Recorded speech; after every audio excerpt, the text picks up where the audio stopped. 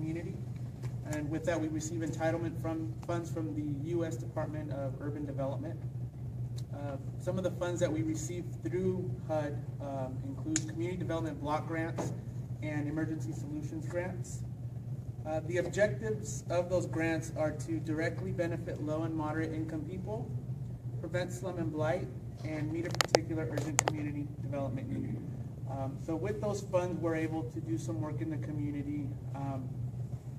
It involves, the activities we do have to meet a certain criteria, but there are also some eligible activities that we are able to partake with those funds. Those include infrastructure projects, economic development programs, housing programs, public service grants, and emergency solutions grants. So as part of receiving those grants, we're required to provide reports on activities to HUD. There's different reports we do. The ones we're working on right now are the consolidated plan, which is a 5-year plan. It's more of a general, broad plan of what we're going to be doing with our funds the next 5 years. We're also working right now on an analysis of impediments, which basically provides an overview of challenges with affordable housing in the county, and the conditions that are causing those challenges.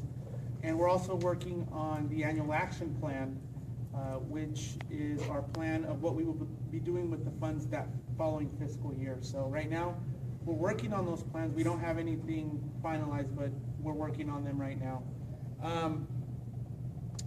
So as far as what we're planning on doing right now, for infrastructure, our focus has remained on the completion of an existing sewer project in the airport neighborhood and storm drain projects, a storm drain project in the Empire community.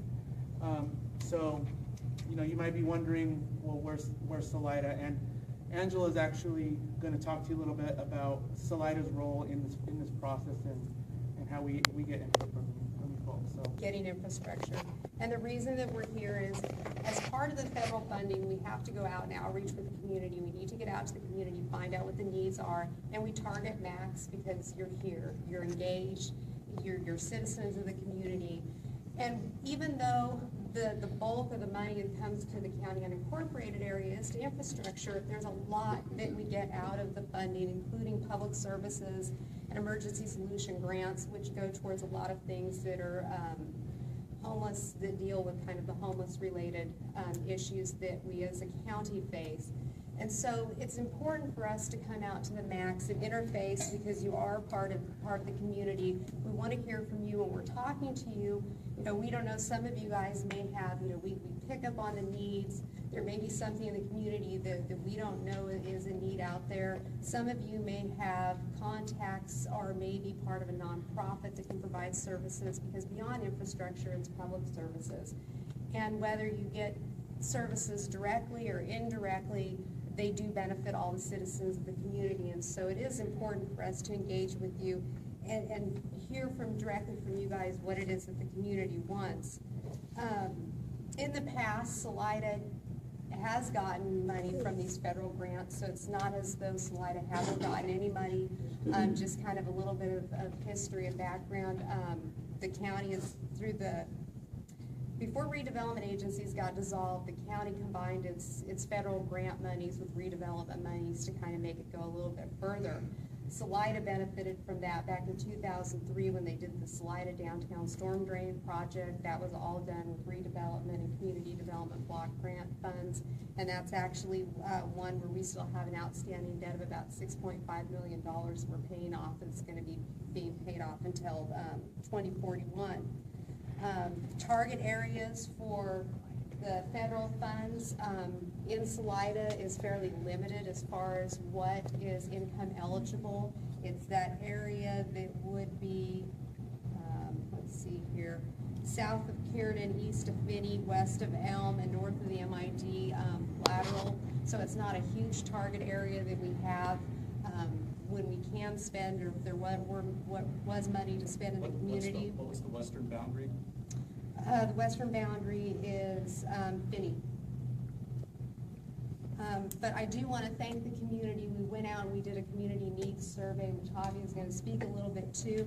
And I have to say, just kind of doing a cursory review of the survey results, of the 321 roughly surveys that we got, 22% of the survey results, or the survey respondents identified themselves with Salida, so that was a great turnout from Salida. So whatever you guys are doing for public outreach, you're doing a great job. Social media. You're doing a great job. Just some of the specific comments that came in specifically to Salida. There was a comment about needing a community center. There were a couple of comments about better sheriff's service and using Salida taxes to support sheriff's service in Salida. Comments about sidewalks and lighting in the older section, annexation, and concerns with affordable housing specific to Section 8. At this point, I'm going to turn it back over to Javi. He'll go over some of the public services and next steps, and then we'll address any questions you may have. So as Angela mentioned, part of those funds are going to go to public services. Services are focused on meeting priority needs of the urban county residents. Some of those programs include senior services, job training, education programs, homeless services, drug abuse counseling, and youth services, among others. So part of our comp plan process is to gather input from the community, and part of our citizen participation plan included a survey, which Angela mentioned. We did that in October and November. And we gathered, it addressed a wide variety of questions related to our funding needs and what the needs were in the community. And just wanted to share the top 3 priorities. Well, some of the priorities that were identified were related to housing assistance, economic development, and public services. But the top 3 concerns that were identified were providing shelters and transitional housing for the homeless, along with those related services, establishing special needs housing for seniors, and ensuring that children who grew up in Stanislaus County can afford to live in Stanislaus County. So those were what we gathered from those surveys as the top priorities. Again, in our plan, we'll be discussing all of them. So currently, the county is drafting the consolidated plan and annual action plan, and we'll be incorporating those survey results along with any other input we receive from the community.